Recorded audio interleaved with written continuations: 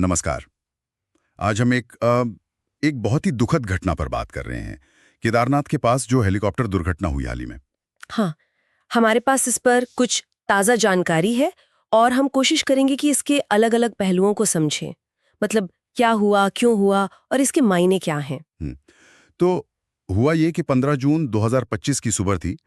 करीब 5:15 बजे का वक्त होगा, 5:15 बेस 5.20 AM। गौरीकुंड के पास आर्यन एविएशन का एक हेलीकॉप्टर बेल 407 था, वो क्रैश हो गया। हाँ, ये केदारनाथ से गुप्तकाशी वापस जा रहा था। अच्छा, वापसी की उड़ान थी। जी, और इसमें पायलट कैप्टन राजवीर सिंह चौहान थे। उनके समेत कुल 7 लोग थे। 7 लोग। हाँ, जिनमें एक 2 साल की बच्ची काशी जायसवाल और उसके माता-पिता भी शामिल थे।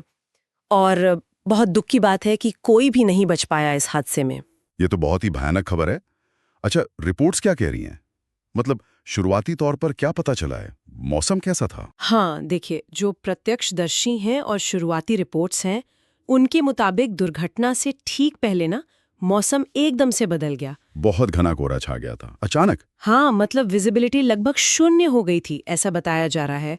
और ऐसा लगता है कि हेलीकॉप्टर शायद किसी ऊंचे पेड़ से टकराया और फिर उसमें आग लग गई। ओह, और एक बात और ध्यान देने वाली है कि उसी समय के लिए ना भारी बारिश का येलो अलर्ट भी था। अच्छा, येलो अलर्ट था पहले से। जी, तो ये दिखाता है कि मौसम बिगड़ने का संकेत था। पहाड़ी इलाकों में तो वैसे भी मौसम बहुत तेजी से बदलता ही है, हम जानते ही हैं। हाँ, ये बात तो है। और ये घटना और भी चिंताजनक इसलिए लग रही है क्योंकि अगर मैं गलत नहीं हूं तो ये इस रूट पर पहली दुर्घटना नहीं है हाल फिलहाल में। नहीं, बिल्कुल नहीं। ये असल में बहुत चिंता की बात है।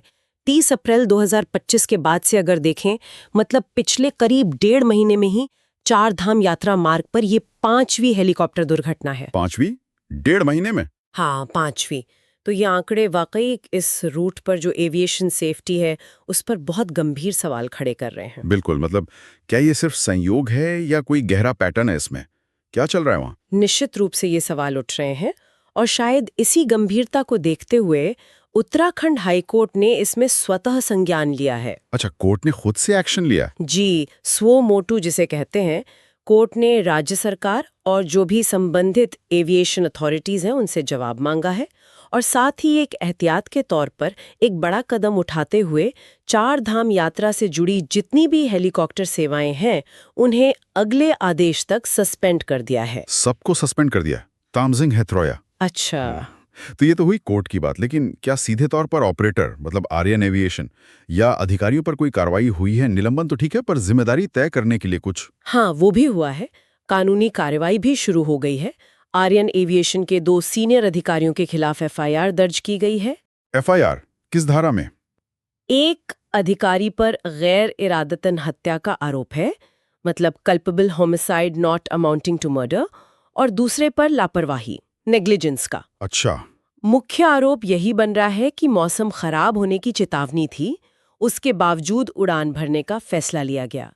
तो ये सीधे सीधे सेफ्टी गाइडलाइंस का उल्लंघन हो सकता है। और इसके अलावा जो सिविल एविएशन मिनिस्ट्री है, उन्होंने भी एक्शन लिया है। ऑपरेटर का जो परमिट है आर्यन एविएशन का, वो सस्पेंड कर दिया गया है और 2 एजेंसीज के जरिए जांच शुरू की गई है। ये कौन सी एजेंसीज हैं और इनका क्या काम होता है, थोड़ा सा अगर बताएं। हाँ, ये है AAIB और DGCA। देखिए, AAIB यानी एयरक्राफ्ट एक्सीडेंट इन्वेस्टिगेशन ब्यूरो।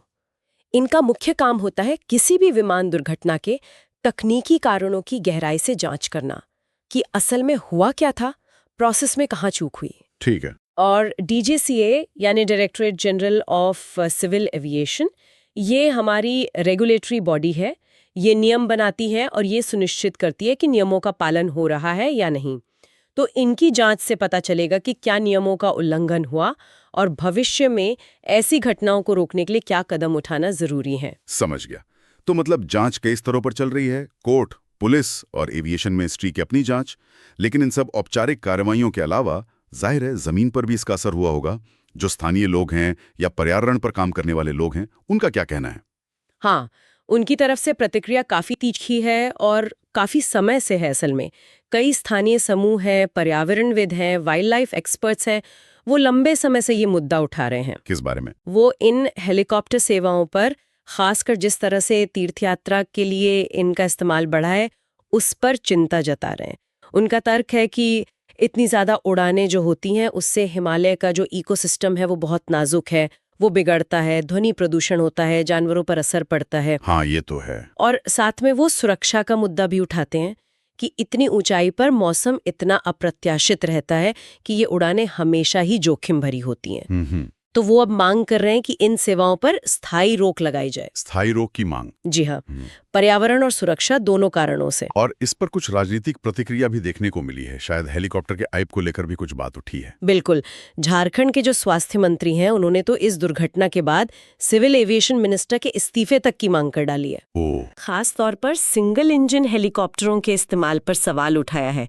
उनका और कई दूसरे एक्सपर्ट्स का भी ये मानना है कि इतने मुश्किल पहाड़ी इलाकों में ना डबल इंजन वाले हेलीकॉप्टर इस्तेमाल होने चाहिए। अच्छा, इसका क्या कारण है? मतलब डबल इंजन क्यों? देखिए, तकनीकी रूप से ये ज्यादा सुरक्षित माने जाते हैं। अगर मान लीजिए एक इंजन किसी वजह से फेल हो जाता है तो दूसरे इंजन के सहारे हेलीकॉप्टर फिर भी कुछ देर उड़ सकता है या कम से कम सुरक्षित लैंडिंग कर सकता है। सिंगल इंजन वाले में ये सेफ्टी मार्जिन नहीं होता। अगर इंजन गया तो फिर हाँ, समझ गया।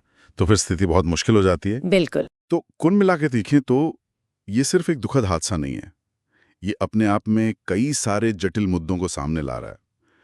चार धाम रूट पर एविएशन सेफ्टी के क्या स्टैंडर्ड्स हैं, मौसम की जो भयंकर चुनौतियां हैं वहाँ, नियमों का पालन कितना हो रहा है, कितना नहीं हो रहा, फिर पर्यावरण पर इन सेवाओं का क्या असर पड़ रहा है, और जो तकनीक इस्तेमाल हो रही है जैसे सिंगल इंजन बनाम डबल इंजन, वो कितनी सही है।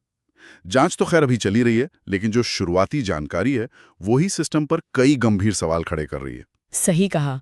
और ये सब हमें एक बड़े और शायद बहुत मुश्किल सवाल पर सोचने को मजबूर करता है कि हम इन इतने संवेदनशील और चुनौतीपूर्ण पहाड़ी इलाकों में, जहां तीर्थ यात्रा जैसी गतिविधियां भी जरूरी हैं, वहां यात्रियों की सुरक्षा, यात्रा की सुविधा और पर्यावरण का संरक्षण, इन तीनों के बीच एक सही संतुलन कैसे बना सकते हैं।